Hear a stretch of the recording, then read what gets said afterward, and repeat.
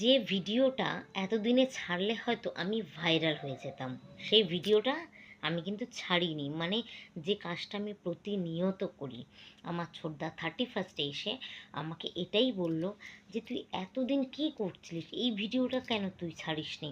এটাই তো তুই ছাড়তে পারতিস, এতদিনে কবে ভাইরাল হয়ে যেতিস। আমার তখন মাথায় খেলেনি যে কেন বললো কথাটা, কারণ আমি যে কাজটা করি সেটা সত্যি ভাইরাল হওয়ার যোগ্য, যেটা পৃথিবীতে আর কেউ করে না, সেই কাজটা আমি করি। তো সেই কাজটা কি সেটাই আপনাদের সঙ্গে একটু শেয়ার করি, দেখি ভাইরাল হয়ে মানে হওয়া যায় কি না। ওয়াশিং মেশিন সচরাচর জামা কাপড় কাচার জন্য ব্যবহার হয়, কিন্তু আমি জামা কাপড় কাচি না। তার বদলে আমি কিন্তু থালা বাসন মেজে এর মধ্যে শুকাতে দিই, যাতে জলটা তাড়াতাড়ি ঝরে যায়। তো সেই জন্যই আমি কিন্তু ওয়াশিং মেশিনটা ব্যবহার করি, জামা কাপড়ের জন্য করি না। তো এবারে বুদ্ধির তারিফটা তো করুন। দেখুন ভাইরাল হওয়ার নিনজা টেকনিক কাকে বলে।